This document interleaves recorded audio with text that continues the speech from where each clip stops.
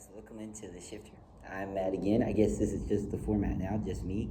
Uh, and Will's going to do the college football show, at least for right now. Maybe for the championship race, we'll come back together and do it together because that's coming up soon. But this is the round of 8 finale at the Roval, so we're going to recap that and get into it. And we're going to do something a little different this week and actually talk about the Xfinity race a little bit too, because there was a controversial thing that happened at the end of that. But first off, obviously, I'm not in the car. It is cold as balls outside, so I don't know about car shifters anymore. We are in a classroom at CSU. Hopefully, there's not a class in here anytime soon, so I can finish this. But so getting into the Xfinity race, first off, this was the round of 8 finale for them as well. So they were at the Roval as well. Controversial whether or not we need to be going back to the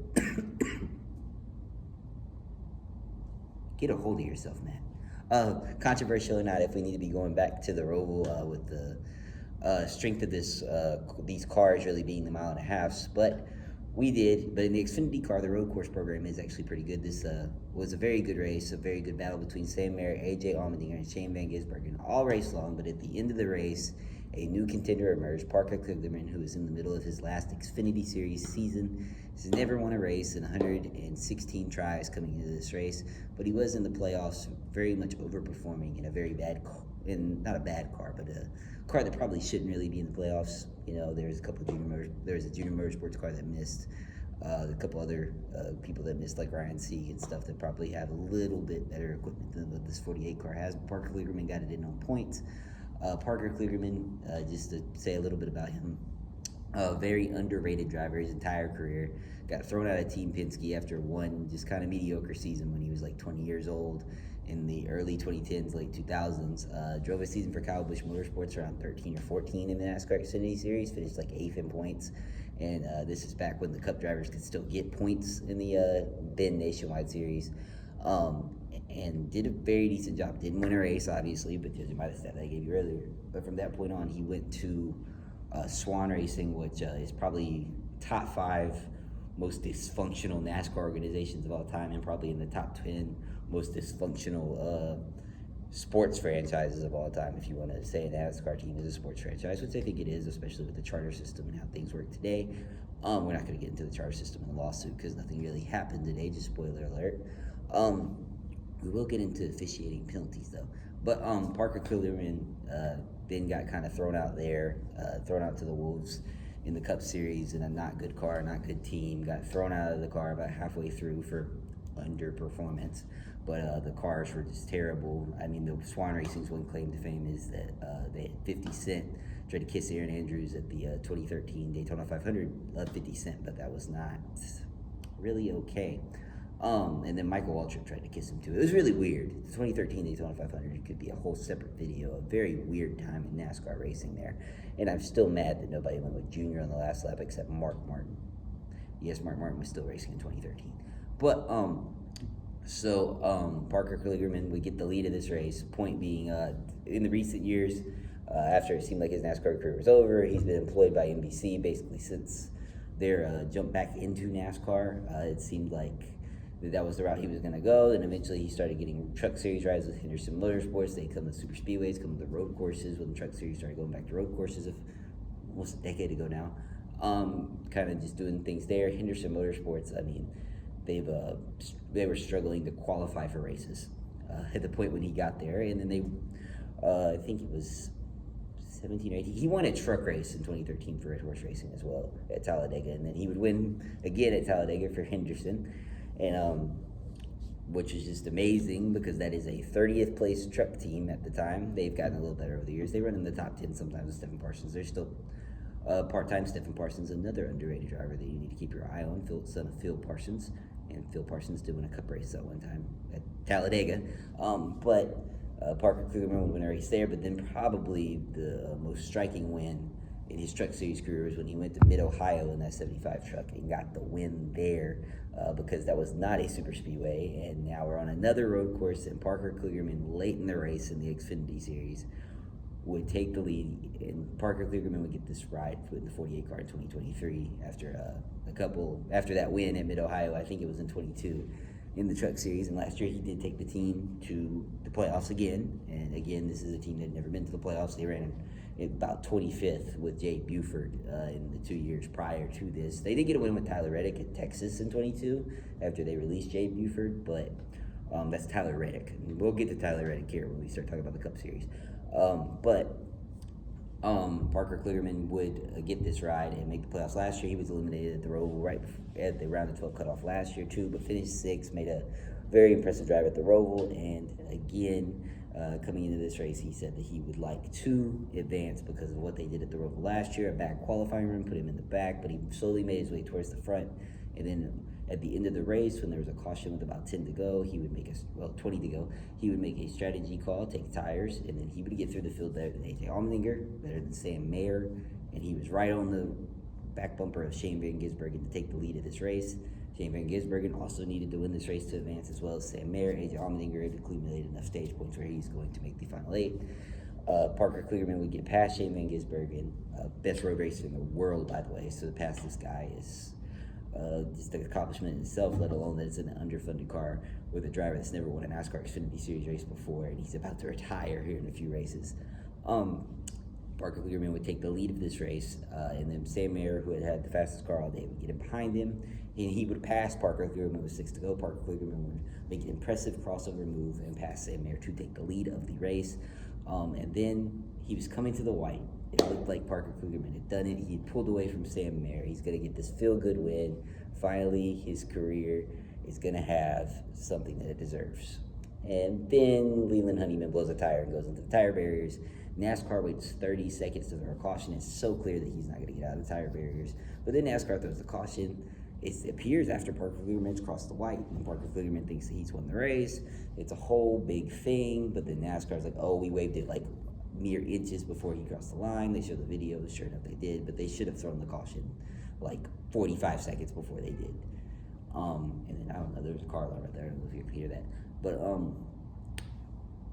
the point being there is that NASCAR officiating needs to be more consistent. They need to have a complete overhaul, because we had a problem like this in the Brickyard 400 where they did throw it after the white, after it was very clear that Ryan Preece was not going to get going. And it's just, I don't know how we can't get a caution button right. Somebody just click the damn button. All right, but getting into the end of this race, Parker Kligerman will unfortunately be pushed out of the way by Sam Mayer. It was a clean deal. That's what everybody's been doing all day. Sam Mayer would win, make the final 8. The final 8 in the NASCAR Xfinity Series. I have notes today, guys. Justin Allgaier, who's up by 18. Cole Custer, who's up by 11. Austin Hill, who's up by 9. Chandler Smith, who's up by 8. And then we get to the 4 below. We have Sam Mayer down by 8, who won to make it. And then Jesse Love down by 12. AJ Allmendinger down by 18. And Sammy Smith down by 19. But you just got to feel for Parker Kligerman. He's going to have a lucrative career with NBC Sports and his Money Lap podcast for the rest of his career, but he deserves so much more in his NASCAR career. He should probably be a Cup Series driver for Team Penske right now, but because of things that happened along the way and just catching the unfortunate breaks like a lot of Xfinity Series guys did in the late 2000s, early 2010s, he is not going to get that. And the end of his career is probably going to end without an Xfinity Series win unless he can pull off a win in one of these last 4 races. Parker Kligerman deserves so much more and is probably the most underrated driver maybe in NASCAR Series history. So he also, if y'all want to go read it, go to his Instagram. He put out a very inspirational caption. It was a really long paragraph that I think all athletes should read. It was a very nice thing. I'm not going to read it here because it's pretty long, and I'm recording on my phone, so I can't really look at it. But let's get into the Cup race. I know that's what y'all are here for. I just want to go on my spiel about the Xfinity Series race real quick. So the Cup Series race, Chase Elliott's on the cut line. Joey Logano's trying to get in. You think it's really going to be between those two guys who make it. And then in stage 1, we got the old road course strategy thing. There was a couple early spins, but really nothing in stage 1 that constituted a caution, really. I think there was one caution along the way, maybe towards the end. No, that was in stage 2. So stage 1 went off without a hitch, really, and then there was Tyler Reddick would win stage 1 on the strategy thing. Shane Van Gisbergen kind of led the entire stage, but it was clear that Kyle Larson probably had the fastest car. Because without the air works at the road courses, if you're in second and you could really keep up at the beginning of the race, you probably have a damn fast car, and that's what Kyle Larson had. So it was very clear once Kyle Larson got out in front, he'd probably take over, and that's what happened in stage 2. Kyle Larson would get out in front, he would take over, lead for a long time in this race. The guys who played stage points, like Tyler Reddick and Chase Elliott and Joey Logano, would have to come from the back in this stage. that created some chaos when Austin Dillon got spun around and Tyler Reddick would slam into Denny Hamlin, who was struggling early in this race, and it appeared he might be close to the cut line. If it slammed, his car would go airborne like that. I can use my hands because I'm not in the car and the phone's far away from me. And it looked like Tyler Reddick's day might be done, but the team would make several pit stops to make that 45 car competitive and maybe make a late race charge to the field. We'll find out. But after this stage, Alex Bowman would win this stage based on all the strategy and everything like that. Or would he? Y'all get that in a second. But Alex Bowman would win the stage for now and get the stage points and all the stuff like that. Again, Chase Elliott, Joey Logano got good stage points. It looked like Chase Elliott was pretty safe now. Now it's Denny Hamlin, Joey Logano on the bubble. And Tyler Reddick has got to make up about 12 spots to catch Joey Logano in stage 3. Kyle Larson, he's a foregone conclusion. He's going to win this race. He's gone. There was a late race caution. A couple guys tried to make some strategy calls to try to get him back through, but Tyler Reddick would take tires on the late race caution, and he would come charging through the field all the way up to 11th place and advance into the NASCAR Cup Series playoffs with that charge, knocking out Joey Logano. And the top 10 of this race would be Kyle Larson, Christopher Bell. Guys, I have notes. I'm a freaking professional now. William Byron, Austin Cindric, Chase Elliott, AJ Allmendinger, Shane Van Gisbergen. Both of those guys made late race comebacks as well with their tire calls, as well as Chase Elliott being able to come from the back and just have a great day to make it to the round of 8.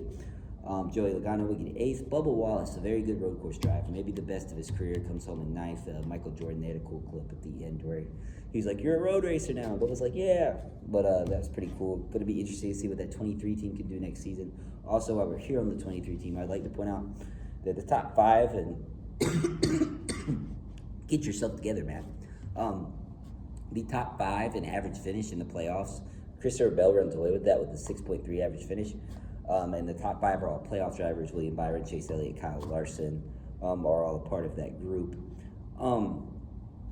But I think Joey Logano is the other one that's in that top 5. But Bubba Wallace and Zane Smith are both in 6th and 7th, non-playoff guys in average finish in the playoffs. So Bubba Wallace and Zane Smith have really brought it to these playoffs, I would like to say, even though they both haven't gotten wins. Whoever gets Zane Smith next year, hopefully it's FRM and he's still in the Cup Series, because he definitely deserves to be, because the turnaround since Pocono in summer has just been amazing for that 71 team. I don't know why Spire's getting rid of him, but if FRM gets him, that could be a playoff car next year, and I'm so serious. Zane Smith has turned a corner here. But point being, probably the best 2 non-playoff drivers have been Bubba Wallace and Zane Smith. If it has not been very apparent, even though it's not been very apparent over the weeks because they have not won races, they have been the most consistent there. So just to shout out those 2 teams. I think actually by the points that Bubba Wallace would have made the playoffs at Darlington, he would be in the round of 8. So very good thing by the 23 team. Hopefully they can actually have a good start to the season next year, so they can be a part of these playoffs and get a win like that 23 team deserves to be. In 10th place was Ryan Blaney. He was pretty safe coming into this thing unless something terrible happened. So even with his wreck last week at Talladega, because of the big one, it kind of saved him at the end of the race, similar to how it saved Denny Hamlin. And so that would be it. And then Kyle Larson, Christopher Bell, Tyler Reddick, William Byron, Ryan Blaney, Denny Hamlin, Chase Elliott, Alex Bowman would be your round of 8. Nothing else happened. Nothing. I'm just kidding. Alex Bowman, after the race, it was determined that his car did not weigh enough. It was 17 pounds under the limit. They gave you a 16-pound buffer. So something happened throughout the race, which I did not know that they gave you a 16-pound buffer, which is very interesting to me that NASCAR even gives you that. But Denny Hamlin said on his podcast this week that it's kind of like the speed limit on pit road, where they give you 5 miles an hour. So if you're 5.3 miles an hour over, you're not actually 0.3 miles an hour over, you're 5.3. So they give you a little buffer. It's like the cop on the freeway. They give you the same thing with the car weight. So everybody's probably 16 pounds under because you're trying to get the advantage. If you're not, you're going to be slowing in the back every week. What somebody probably needs to tell Legacy Motor Club that they did have an embarrassing wreck where they both wrecked out of the race in this Roval race. But we're not going to get into that really. But Legacy Motor Club also, John Hunter rejects the lowest in points out of anyone.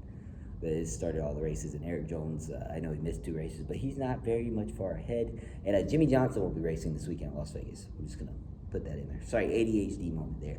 But Alex Bowman, his car did not weigh enough. So, again, obviously less weight, faster car, theoretically. So NASCAR had to disqualify the 48 and give him credit for a last-place finish.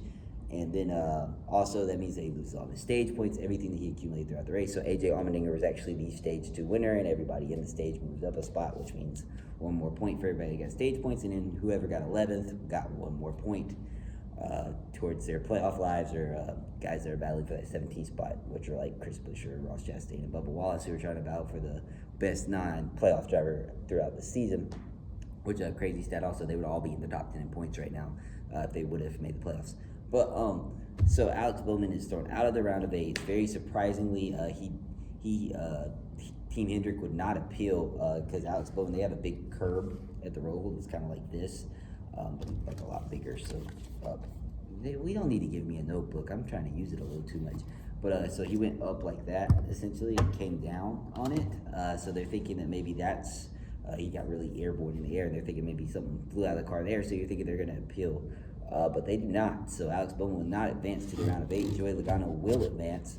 So the actual round of 8 is Kyle Larson, who's up by 33 points. Christopher Bell, who's up by 13. Tyler Reddick, who's up by 10. William Byron, who's up by 4. Ryan Blaney, who is out by 4. Denny Hamlin, who is out by 8. Chase Elliott, who is out by 9. And Joey Logano, who is out by 11. So again, very surprising that would not appeal. I think somebody's probably going to get fired at Hendrick Motorsports because I think that means that somebody screwed up really bad if they can't find some sort of way to manipulate the appeal system here and at least get an appeal off. So that means that there was like a mistake. I don't think something happened throughout the race if they're not appealing. Sucks for Alex Bowman. He had a very good playoffs. He earned the most stage points throughout the playoffs. Really kind of proved all the doubters wrong coming into this thing that wanted him out of that 48 car. But really sucks for them, and really sucks for Hendrick Motorsports because they were going to have 4 out of the 8, all 4 cars in the round of 8. Very big accomplishment. I don't know that that's ever been done before in the NASCAR Cup Series playoffs since 2014. So that's about since they introduced the playoffs. So that's 11 years of the playoffs now. Of course, they had the chase and stuff before that, which is iterations of the playoffs as well. But this particular playoff system, so sucks for them. If you had asked me to predict my final 4 based on everything that I've seen, I think Kyle Larson, he's a lock. I put a big check by his name. I got a notebook for these final couple minutes, and I'm going to use it. I think Christopher Bell as well will advance. And now the other 2 is not as clear. I don't have Tyler Reddick making it. William Byron to me has not shown speed on the 1.5 miles. I know he had the win earlier in the year, the 3 wins earlier in the year, but I don't think he's going to make it, so I'm going to X them 2 out. I'm also going to X out Joey Logano because I just don't think the 22 team has what it is on these type of tracks. Even though they do kind of, tend to come alive in playoff time, I think Denny Hamlin will win a race in the round of 8 and make it. Get it together. We're almost done, Matt. But so that comes down to Ryan Blaney and Chase Elliott. Who do I think is going to make it? I'm going to go with Chase Elliott because, that's my favorite driver. But no, they've been probably the most consistent team the entire year, maybe outside of Tyler Reddick. And Kyle Larson, but they've been a top 3 consistency team. I think that will allow him to advance. I think they'll get the stage points and the good finishes in each race. And I think they'll narrowly edge out Tyler Reddick, William Byron, and Ryan Blaney. I think Joey Logano will be there's normally a guy in the round of 8 that kind of lags behind. I think that will be Joey Logano. I think it would have been Alex Bowman, to be fair, if he would have made it as well. So I have Ryan Blaney out, will not get a chance to defend his championship. If I had to guess, again, these are my guesses, so I don't know how well that'll really turn out. This may age poorly, and it may be a Final 4 of Tyler Reddick, William Byron, Ryan Blaney, and Joey Logano. You never know. But before we sign off here, we're going to get into the sponsors, and no, I'm not going to write them on the notebook. I'm better than that. But Bree made our logo. Go follow her on Instagram at Bree Casso. Milan, go watch her show on YouTube. She supports us. Go buy some clothes from at Grateful Studios, or at Grateful Studios, as they're calling it, in their new Instagram reels, because I think they're doing a Halloween drop over there. And then go watch Ant's YouTube. Just dropped a video last week. I know he's working on a tennis video this week, so go watch that. And then go watch Ken's YouTube with the stuff that he's doing over there with different Madden and football content. And that's it for the Roval.